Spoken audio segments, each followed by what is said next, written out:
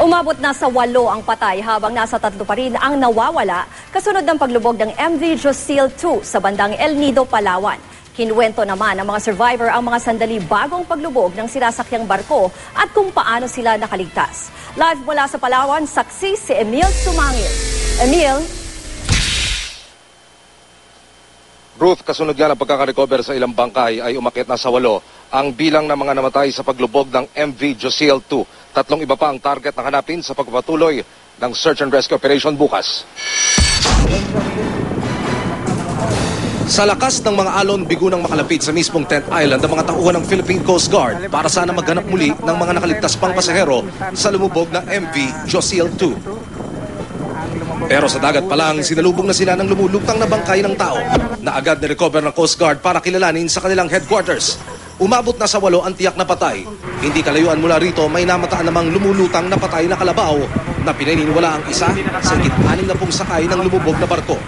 Dahil sa alon kung kaya ipinagpabukas na ang paghahanap sa 3 pang nawawalang pasahero. Operasyong posibleng umabot hanggang sa Sabado. Sa Northern Palawan Hospital, 6 na lang sa mahigit 50 nakaligtas ang nananatiling naka-confine. Dito ay kinuwento nila sa akin ang mapait na karanasang hindi raw mawawaglit sa kanilang isipan. 9 o'clock yun, gabi. Tapos yung namatay yung magina. Yun na, kasadsada kami sa Babura.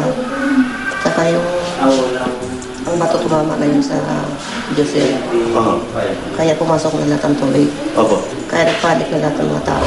Nung tumalo na po kami, basta pag nung tumaas, kami na, palutang kami, panalangin, pag bumaba kami, panalangin pa rin na makaligtas lang.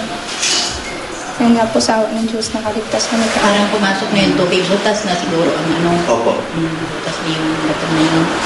Tapos yun, na ang mga tao, ano na kami maghanap ng paano kayo maligtas. Kanya-kanyang hanap na ng life jacket.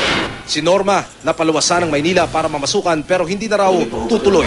Tumalo na po sila, tumalo na din po ako. Marunong ka ba lumangoy? Hindi po. Ay, paano mo nailigtas? Sa alon lang po, nagano yung alon, tapos kumapit po ako sa bato. Nakaligtas din ang 84 anyos na si Lola Crisanta Ismani. Kahit hirap maglakad na ipinagpapasalamat niya sa Diyos. Sabi ko, hindi ako marunong maglangoy, hindi ako tatalon. Opo. Sabi ni Gingging, talo na Lula, talo na. Sabi niya, di, tiniklod ako ng kasama namin na babae. Ayun, nakatalon ako. Yun, doon na, hindi ko na alam. Sa isla kung saan siya pinadpad, nakita niya muli ang nawalay na apo. Pero ang 21 kalabaw na ibebenta sana nila sa Maynila, hindi naging mapalad tulad nila. Pwede lang mabayaran nila kami. Dahil yung mga hayop na yan, nakargada namin. May mga utang din kami dyan nga pinamili namin sa mga hayop na yan na ginakarga namin.